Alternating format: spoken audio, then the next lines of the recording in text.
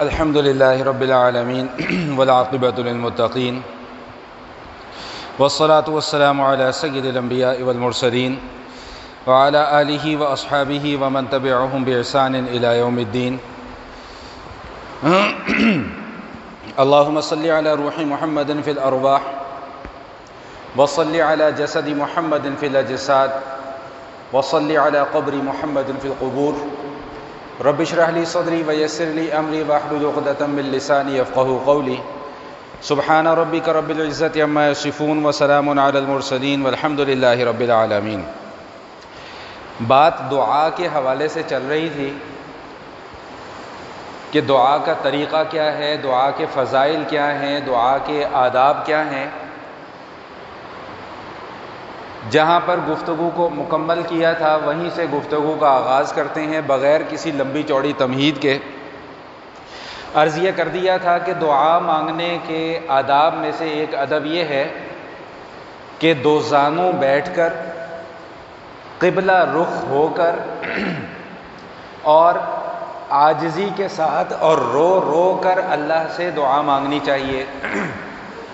فرمایا اگر رونا نہیں آتا تو پھر رونے جیسی شکل بنا لینی چاہیے. تو جب کہیں بھی جہاں کہیں بھی یہ بات آتی ہے تو میں وہاں پر ایک جملہ یہ ضرور عرض کیا کرتا ہوں کہ اللہ کی ذات اتنی رحیم ہے، اللہ کی ذات اتنی کریم ہے کہ اسے پتہ ہے کہ یہ آدمی رو نہیں رہا بلکہ صرف رونے جیسی شکل بنا رہا ہے. لیکن اس شکل بنانے کا مقصد یہ ہے کہ اللہ کو ایسا لگے کہ میں رو رہا ہوں، جسے ہم اپنی زبان میں کہتے ہیں مگر مچھ کے آنسو بہانا. لیکن اللہ کی ذات اتنی رحیم و کریم ہے کہ بندہ اس کے سامنے مگر مچھ کے آنسو بھی بہا لے تو اللہ اس کو بھی قبول فرما لیتے ہیں. یہ اللہ کی رحمت ہے اور اللہ کی شان ہے جو اس نے اپنے بندوں کے ساتھ پیار محبت اور جو شفقت کا معاملہ رکھا ہے. اس شفقت میں سے ایک شفقت یہ بھی ہے کہ رونے جیسی شکل بھی بنا لو تو اللہ اس کو بھی قبول فرما لیتے ہیں. اور ایک بڑا اہم ادب جو علماء کرام نے بیان کیا ہے دعا کا وہ یہ ہے کہ جب بھی کوئی دعا اللہ سے مانگیں تو ان دعائیہ الفاظ کو 3 مرتبہ دہرایا جائے. یا اللہ بیماروں کو شفا عطا فرما، یا اللہ بیماروں کو شفا عطا فرما، یا اللہ بیماروں کو شفا.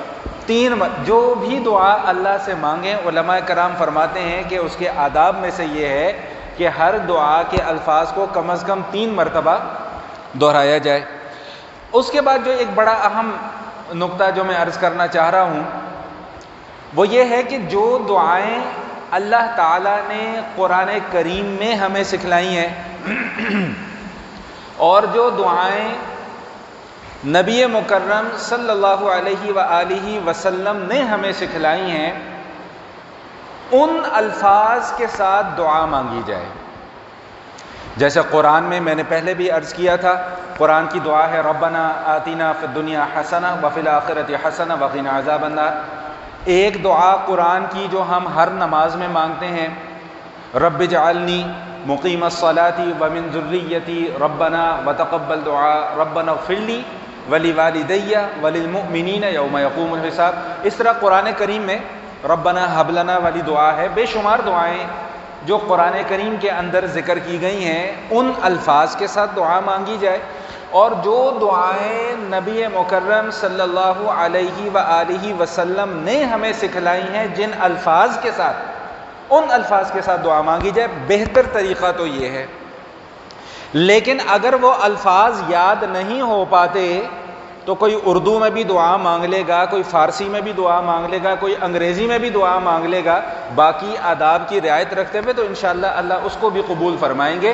لیکن بہتر طریقہ یہ ہے کہ جو الفاظ اللہ کی خود کی زبان سے نکلے ہوں اور جو الفاظ اللہ کے محبوب صلی اللہ علیہ وآلہ وسلم کی مبارک زبان سے نکلے ہوں ان الفاظ کے اندر جو تاثیر ہے وہ میری اور آپ کی زبان سے نکلے ہوئے الفاظ کے اندر نہیں ہے.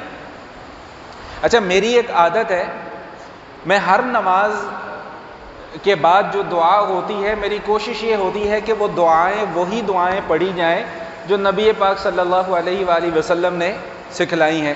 ان دعاؤں کو دعائے معثورہ کہا جاتا ہے۔ یہ لفظ یاد کر لیں، دعائے معثورہ، جو دعائیں قرآن اور حدیث کے اندر منقول ہیں۔ ایک مرتبہ کچھ لوگ میرے پاس آ گئے اور کہنے لگے جی وہ دعا جو ہے نا آپ اردو میں کرایا کریں۔ میں نے کہا جی کیوں؟ وہ جی عربی والی دعائیں ہمیں سمجھ میں نہیں آتی۔ تو میں نے کہا میرا قصور تو نہیں ہے بھائی، آپ کو سمجھ نہیں آ رہی تو اس میں میرا کیا قصور ہے بھائی؟ بات سمجھ میں آ گئی کہ نہیں آ گئی؟ پھر میں نے ان کو سمجھایا، میں نے کہا بھائی یہ جو دعائیں پڑھی جاتی ہیں آپ کے سامنے، یہ وہ دعائیں ہیں جو حضور علیہ الصلوۃ والسلام نے اپنی مبارک زبان سے ادا کی ہیں۔ تو ان الفاظ کے اندر جو تاثیر ہے وہ میری زبان سے نکلے ہوئے الفاظ میں وہ تاثیر نہیں ہے۔ اس لیے میں ہمیشہ احباب کی خدمت میں یہی بات عرض کرنے کی کوشش کرتا ہوں کہ دعائیں یاد کریں۔ دعاؤں کی کتابیں مل جاتی ہیں بازار سے، لیکن اس میں کسی عالم دین سے رہنمائی لے لیں کہ جی یہ مستند بھی ہے، بنی بنائی خود ساختہ دعائیں نہیں، دعائے معصورہ، وہ دعائیں جو حضور نے ہمیں سکھلائی ہیں، وہ دعائیں جو اللہ کے قرآن نے ہمیں سکھلائی ہیں۔ روز کا معمول بنا لیں ایک دعا کو یاد کرنے کا۔ بھائی ایک دعا کو یاد کرنے میں کتنے دن لگ جائیں گے؟ 2 دن لگ جائیں گے، 3 دن لگ جائیں گے، 4 دن لگ جائیں گے، چلو 1 ہفتہ بھی لگ جائے۔ اگر ایک مسنون دعا مسنون الفاظ کے ساتھ یاد ہو جائے، اس کا ترجمہ بھی آپ کو یاد ہو جائے، اور پھر جب آپ وہ دعا ان الفاظ کے ساتھ مانگیں گے، اس کا لطف ہی کچھ اور ہے، اس کے اندر مزہ ہی کچھ اور ہے، اور پھر انسان کو پتہ بھی ہو نا کہ میں مانگ کیا رہا ہوں اللہ تعالیٰ سے۔ بہرحال میرا بتلانے کا مقصد یہ نہیں ہے کہ اگر آپ اردو میں دعا مانگیں گے تو وہ قبول نہیں ہوگی، وہ بھی قبول ہوگی، لیکن بہتر طریقہ ادب یہ ہے کہ دعائے معصورہ کے جو الفاظ ہیں ان الفاظ کے ساتھ دعائیں اللہ تعالیٰ سے مانگی جائیں۔ اچھا، ایک اہم نقطہ اور بھی علماء نے لکھا ہے، وہ یہ فرماتے ہیں کہ ہر چھوٹی سے چھوٹی حاجت اور ہر بڑی سے بڑی حاجت صرف اللہ سے مانگو۔ اگر کسی کو سائیکل کی ضرورت ہے تو وہ بھی اللہ سے مانگے، اسباب اختیار کرے لیکن مانگے کس سے؟ اللہ۔ اور اگر کسی کو لینڈ کروزر کی ضرورت ہے تو وہ بھی کس سے مانگے بھائی؟ اللہ۔ چھوٹی سے چھوٹی کوئی ضرورت ہو وہ بھی اللہ سے مانگیں، بڑی سے بڑی کوئی حاجت ہو وہ بھی اللہ سے مانگیں۔ ایک جملہ آپ کو ہدیہ کر رہا ہوں کہ اللہ سے مانگنے میں شرمانا نہیں، اللہ سے مانگنے میں شرمانا نہیں کہ یار یہ تو اتنی معمولی سی چیز ہے، یہ بھی میں، اور بھائی وہ معمولی چیز کا خالق بھی اللہ ہے، اور بڑی سے بڑی چیز کا خالق اور مالک بھی اللہ ہے۔ تو معمولی چیز جو ہے وہ بھی اللہ نے دینی ہے، بڑی سے بڑی چیز وہ بھی اللہ نے دینی ہے، تو پھر کیوں نہ اللہ سے ہی مانگا جائے۔ بات سمجھ میں آ گئی کہ نہیں آ گئی؟ اور ایک اہم نقطہ اور علماء کرام نے لکھا ہے جس کی میں بھی بہت تاکید کیا کرتا ہوں کہ بھائی دعا کے بعد آمین ضرور کہیں۔ آمین کا کیا مطلب ہے؟ چلیں آج یہ بھی آپ کو بتا دیتے ہیں۔ برسوں سے آمین آمین تو پڑھتے چلے آ رہے ہیں، آمین کا معنی معلوم ہے جی؟ آمین بذات خود ایک دعا ہے، اور آمین کا معنی کیا ہے؟ یا اللہ جو کچھ ہم نے مانگا ہے اس کو قبول فرما۔ دیکھیں کتنا چھوٹا سا لفظ ہے لیکن اس کا مفہوم کتنا بڑا ہے کہ یا اللہ جو کچھ ہم مانگ رہے ہیں اس کو قبول فرما، اور در پردہ ہم اللہ سے ڈیمانڈ کیا کر رہے ہیں کہ اللہ ہمیں وہ چیزیں عطا بھی فرما۔ تو جب بھی دعا کریں تو اس کے آخر میں آمین ضرور کہا کریں۔ حدیث شریف میں آتا ہے کہ ایک صحابی دعا مانگ رہے تھے اور دعا کے ختم پر انہوں نے کہا کہ یا ذل جلال والاکرام، تو نبی مکرم صلی اللہ علیہ وآلہ وسلم نے ارشاد فرمایا کہ اس نے ایسا جملہ کہا ہے کہ اب اس جملے کے بعد یہ جو کچھ بھی اللہ سے مانگے گا اللہ اس کو عطا فرمائیں گے۔ تو دعا کی قبولیت کا ایک نسخہ کیا ہے کہ دعا میں کیا کریں؟ یا ذل جلالی والاکرام۔ اللہ تعالیٰ کے جتنے بھی نام ہیں، 99 نام ہیں نا اللہ کے، سارے برکت والے اور سارے عظمت والے نام ہیں۔ ان 99 ناموں کی برکت سے جو دعا مانگی جاتی ہے، اللہ کے نبی کا فرمان ہے کہ اللہ اس دعا کو قبول فرماتے ہیں۔ قرآن پاک کے شروع میں لکھے ہوتے ہیں نا، هو اللہ الذی لا الہ الا هو الرحمن الرحیم الملک القدوس السلام المؤمن المہیمن الی آخرہ، آخر تک یہ الفاظ یاد کر لیں، اور ان الفاظ کو پڑھنے کے بعد پھر اللہ سے دعا مانگیں، اللہ تعالیٰ ایسی دعاؤں کو قبول فرماتے ہیں۔ اور دعا مانگنے کے بعد میں نے آپ کو بتایا تھا کہ ہاتھ جو ہے وہ چہرے کے اوپر پھیر لینے چاہیے۔ ایک ادب اور یہ بھی ہے، میں نے پچھلے جمعے بھی بتا دیا تھا کہ دعا کو اس طرح ہتھیلیوں کی جانب سے مانگا جائے، نبی علیہ الصلوۃ والسلام نے اس طرح پشت کی جانب سے دعا مانگنے سے منع فرمایا ہے۔ دعا مانگنے کا ادب یہ ہے۔ اچھا، اب کچھ وہ باتیں سمجھ لیں کہ جن چیزوں کی دعا کرنا منع ہے، جن چیزوں کی دعا کرنا منع ہے، سب سے پہلے اس میں علماء کرام نے لکھا ہے کہ دعا کے اندر حد سے تجاوز نہیں کرنا چاہیے۔ اب حد سے تجاوز کرنے کا کیا مطلب ہے؟ وہ معاملات جو عادتاً ممکن نہیں ہیں ان چیزوں کی دعا مانگنا۔ مثال کے طور پہ کوئی آدمی یہ دعا مانگنے لگے کہ یا اللہ میرے ابا جی کو زندہ کر دے۔ اب اللہ چاہے تو زندہ کر سکتا ہے، اس کے لیے کیا مشکل ہے، لیکن یہ عام عادت کے خلاف ہے، اس لیے ایسی دعا مانگنا جائز نہیں ہے۔ بات سمجھ میں آ رہی ہے کہ نہیں آ رہی ہے؟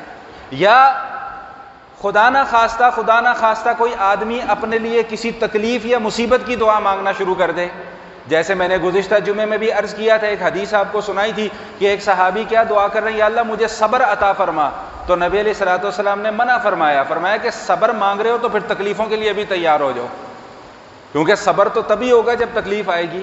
تو ایسی دعا مانگنا کہ جس میں اپنے لیے کوئی تکلیف مانگی جا رہی ہو یا اپنے لیے کوئی اذیت مانگی جا رہی ہو، تو ایسی دعا مانگنا مناسب نہیں ہے۔ مجھے غالباً، اللہ آپ کمی بیشی معاف فرمائے، مجھے اب یاد نہیں آ رہا، میں نے کہیں پڑھا ہے اس طرح کی کوئی ایک روایت بھی آتی ہے کہ ایک صحابی بہت بیمار ہو گئے، نبی علیہ الصلوۃ والسلام ان کی عیادت کے لیے تشریف لے گئے، تو حضور علیہ الصلوۃ والسلام تو چونکہ مزاج شناس بھی تھے، جا کے پوچھا کہ تم نے اللہ سے کچھ الٹا پلٹا تو نہیں مانگ لیا؟ میں نے کہا جی ہاں مانگا تھا۔ کیا مانگا تھا؟ اللہ سے یہ دعا مانگی تھی، اللہ جو عذاب دینا ہے یہاں پہ دے دے، آخرت میں نہ دینا۔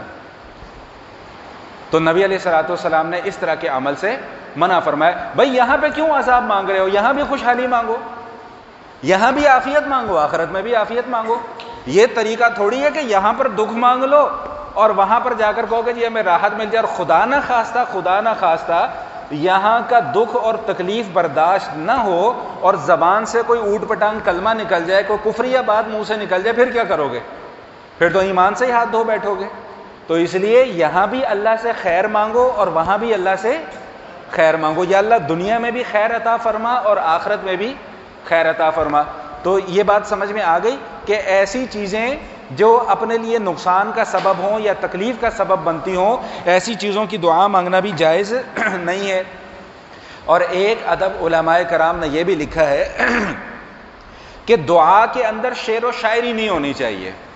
بھائی سیدھے سیدھے الفاظ میں دعا مانگ رہی ہے، یا اللہ ہمارے گناہوں کو معاف فرما دے، اور بھائی آمین تو کہہ دو، نہ کوئی پرچہ ہوگا آمین کہنے پہ، نہ کوئی خرچہ ہوگا۔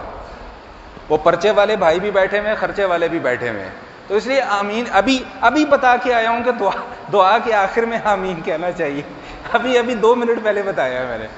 تو یا اللہ ہم سب کی مغفرت فرما دے، یا اللہ تمام بیماروں کو شفا عطا فرما دے، یا اللہ ہر کسی کی ہر مشکل کو آسان فرما دے۔ یہ اس طرح کی سادی دعائیں مانگنے میں کیا پرابلم ہے؟ ضروری تو نہیں کہ دعا کے اندر بھی اب شعر و شاعری ہو رہی ہو، قافیے ملائے جا رہے ہیں، ردیف ملایا جا رہا ہے، تو ایسی دعائیں مانگنا پسندیدہ کام نہیں ہے۔ دعا سادی ہونی چاہیے، سمپل ہونی چاہیے اور دل سے ہونی چاہیے۔ میں نے پہلے بھی یہ بات عرض کی تھی کہ زبان سے صرف الفاظ پڑھے جاتے ہیں، مانگا دل سے جاتا ہے۔ تو دل سے جو نکلی ہوئی دعا ہوتی ہے وہ اللہ تعالیٰ کی بارگاہ میں شرف قبولیت پا لیتی ہے۔ چند مواقع جو نبی پاک صلی اللہ علیہ وآلہ وسلم نے بیان فرمائے ہیں کہ جن موقعوں پر اللہ تعالیٰ دعا کو قبول فرماتے ہیں۔ اچھا اب ایک بات اور بھی سمجھ لیں، کہیں کوئی یہ نہ کہے جی ہم دعائیں مانگتے ہیں ہماری دعائیں قبول نہیں ہوتی۔ ویسے میں یہ ساری گفتگو تفصیل سے کر چکا ہوا ہوں۔ دعا کی قبولیت کا مطلب یہ نہیں ہے کہ ابھی مانگو اور ابھی قبول ہو جائے، یہ ہرگز مطلب نہیں ہے۔ اگر کسی کے ساتھ ایسا ہو جائے تو نور علی نور، اور ہو بھی جاتا ہے۔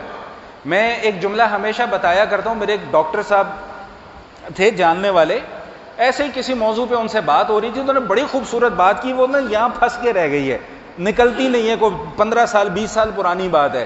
وہ کہتے ہیں بھائی ہماری ضرورتوں کو اللہ ہم سے زیادہ جانتے ہیں، اللہ کو زیادہ پتہ ہے کہ مجھے کس وقت کس چیز کی ضرورت ہے، تو بس ہمارا کام مانگتے رہنا ہے، کب اس نے ضرورت پوری کرنی ہے وہ اس کے اوپر چھوڑ دیں، وہ میرے اور آپ کے سوچنے کا کام نہیں ہے۔ تو چند مواقع نبی علیہ الصلوۃ والسلام نے ہماری آسانی کے لیے بیان فرمائے ہیں کہ جن مواقع پر جو دعا مانگی جائے وہ دعا اللہ تعالیٰ قبول فرماتے ہیں۔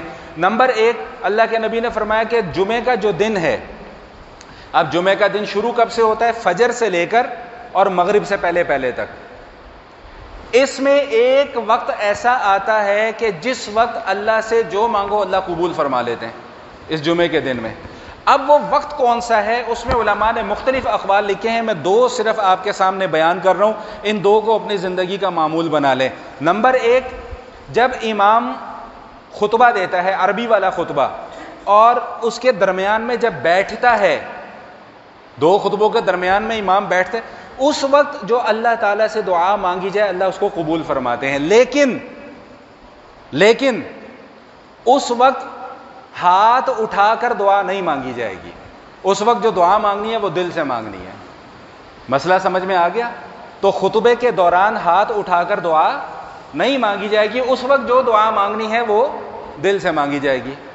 اور دوسرا، علماء کرام نے لکھا ہے کہ عصر کے بعد مغرب کا وقت ختم ہونے سے 15-20 منٹ عصر کا وقت ختم ہونے سے 15-20 منٹ پہلے تک یہ قبولیت کا وقت ہے۔ اور اس وقت میں ایک طریقہ کار آپ کو بتا دیتا ہوں جو میں نے پہلے بھی بتایا کہ بھائی صلی اللہ علیہ وسلم کی ایک تسبیح کر لیں اور اس کے بعد پھر اللہ سے دعا مانگیں، اور دعا مانگنے کے بعد ذمہ داری بھی اللہ کے اوپر ہی ڈال دیں کہ یا اللہ قبول بھی آپ ہی نے کرنی ہے اور زبردستی میں نے آپ سے قبول کروانی ہے۔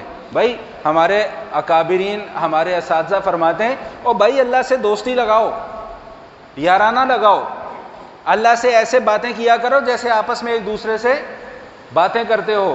ہم لوگوں نے پتہ نہیں اللہ کا ایک تصور نعوذ باللہ کیا سے کیا بنا کے پیش کر دیا کہ اللہ یہ کر دے گا، اللہ وہ کر دے گا۔ اور بھائی اللہ تعالیٰ تو بہت زیادہ محبت کرنے والے ہیں، ذرا محبت کا تعلق قائم تو کر کے دیکھو اللہ سے۔ تو ہمارے اساتذہ میں فرمایا کرتے تھے کہ بھائی اللہ سے دوستی لگاؤ، یارانہ کرو، یا اللہ یہ میں نے آپ سے مانگ لیا، بس آپ نے مجھے دینا ہی دینا ہے، میں کس کے پاس جاؤں مانگنے کے لیے؟ بھائی ماں باپ بچے اپنے ماں باپ سے اسی طرح ضد کرتے ہیں نا کہ ابا جی آپ نے یہ چیز مجھے لے کے دینی ہے، آپ کو نہیں کہوں گا تو کس کو جا کے کہوں گا؟ بیوی بھی اپنے شوہر سے اسی طرح کے مطالبے کرتی ہے، اور جب شوہر اسے منع کرے تو وہ آگے سے دلیل کیا پیش کرتی ہے کہ آپ کو نہیں کہنا تو پھر کس کو کہوں جا کے؟ ٹھیک، تو ہم اللہ سے کیوں نہ یہ کہیں کہ اللہ ہم نے آپ کو نہیں کہنا تو پھر کس کو کہیں جا کے؟ آپ کے علاوہ کوئی اور ہے نہیں ہے، تو جب آپ کے علاوہ کوئی اور ہے بھی نہیں تو ہم نے کہنا بھی کسی اور کو۔ تو ذرا تھوڑا سا ٹائم نکال کے اللہ سے اس طرح کی باتیں کریں، انشاءاللہ دیکھیے گا کہ زندگی کے اندر کس طرح کی تبدیلیاں رونما ہوتی ہیں۔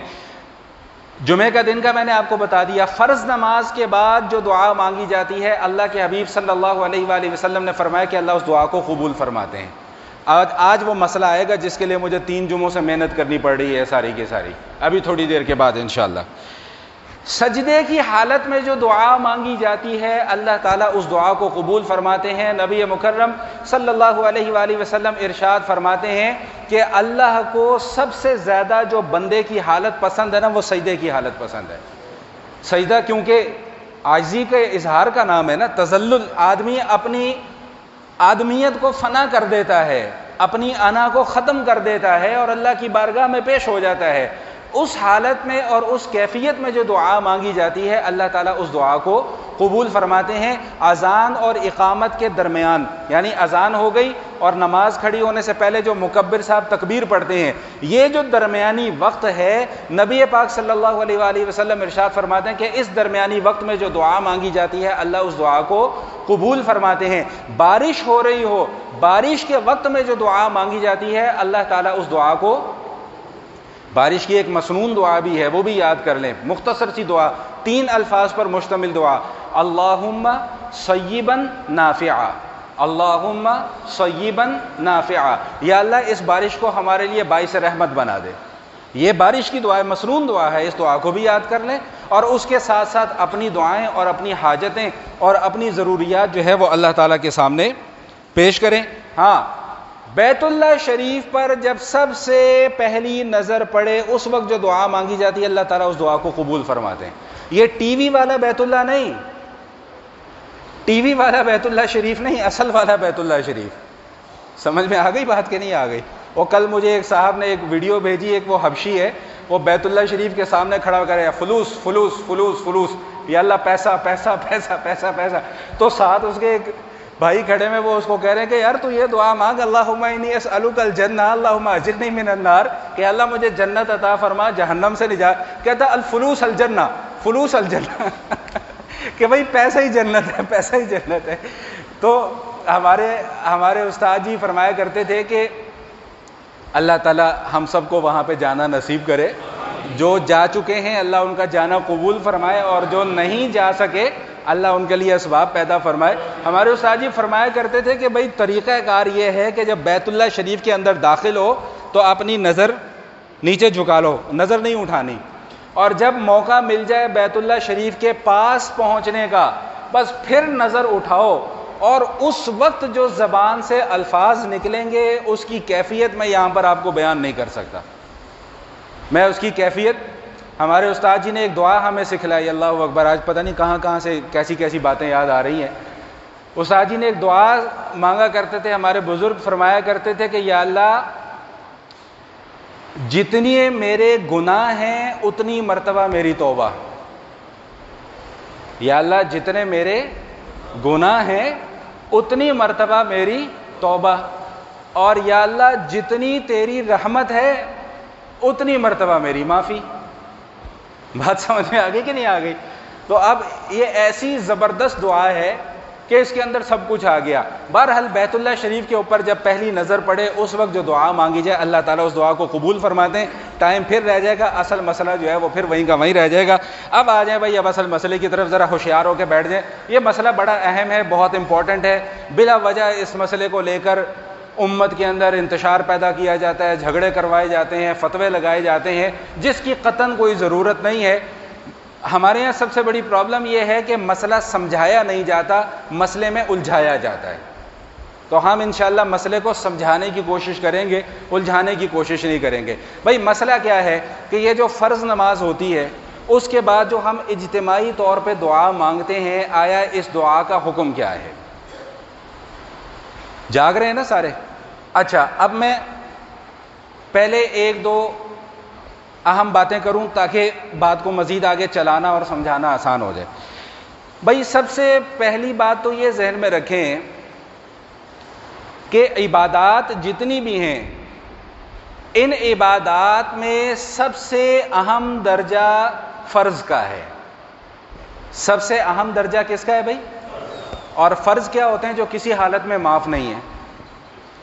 اس کے بعد درجہ آتا ہے واجب کا، اس کے بعد درجہ آتا ہے سنت کا، اور اس کے بعد درجہ آتا ہے نفل کا. یہ بات ترتیب یاد ہو گئی؟ فرض، واجب، سنت اور نفل.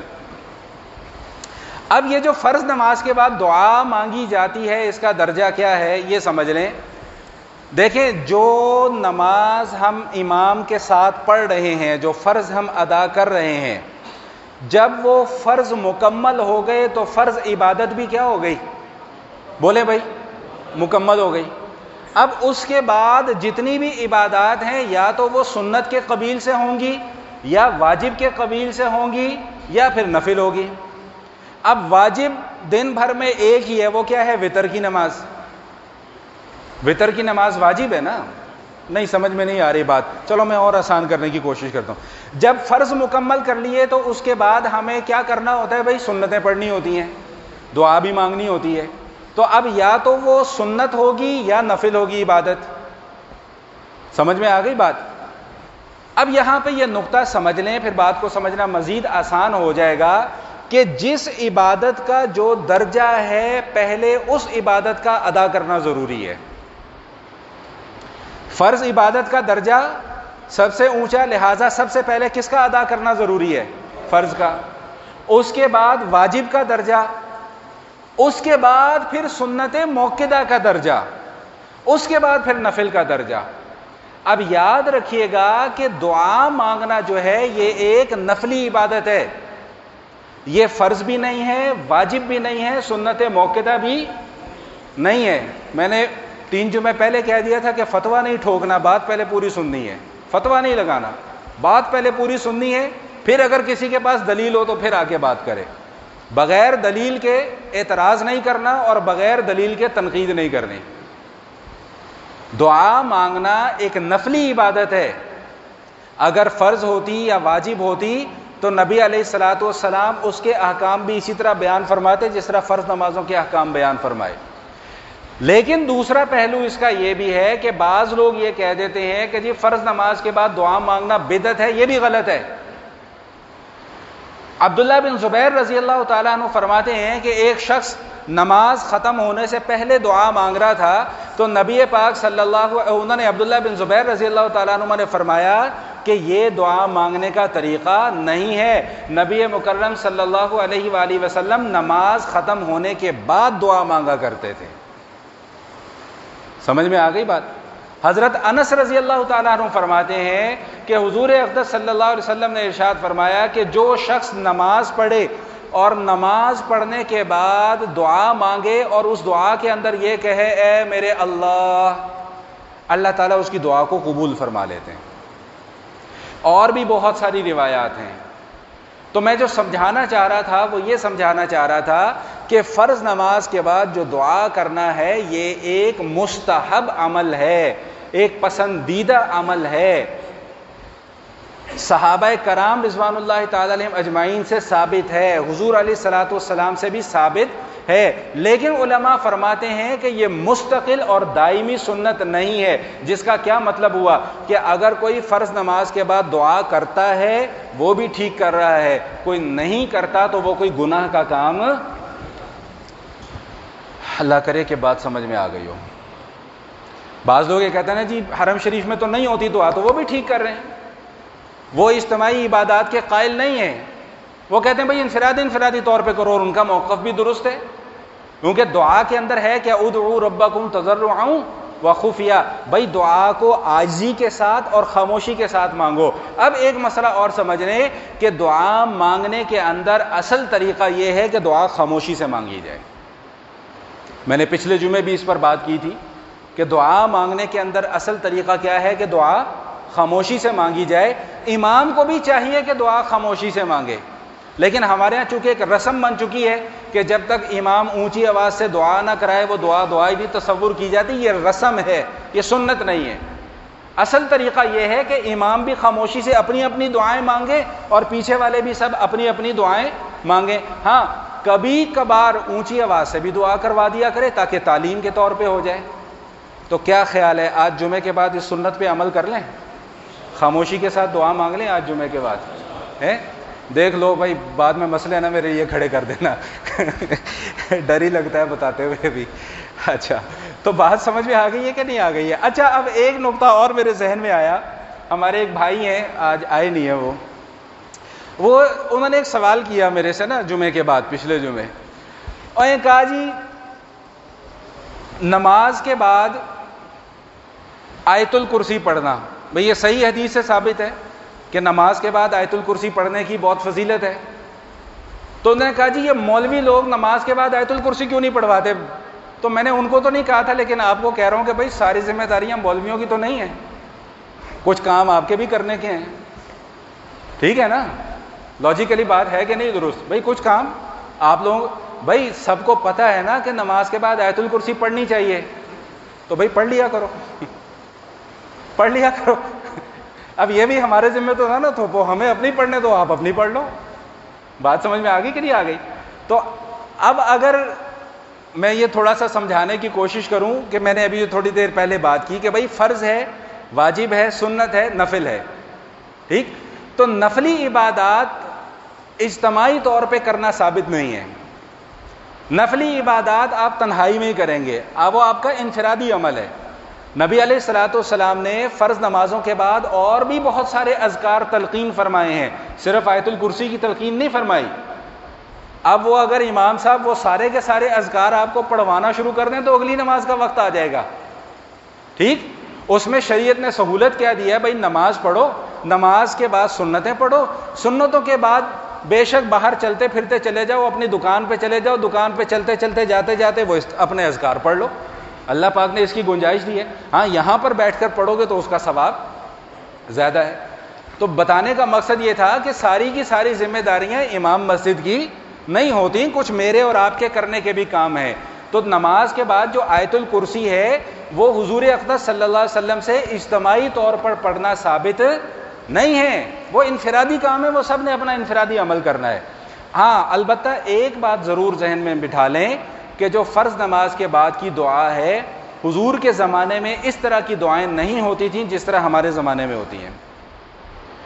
اور 5 منٹ ہو جائے دعا ہی نہیں ختم ہونے پہ آ رہی ہوتی۔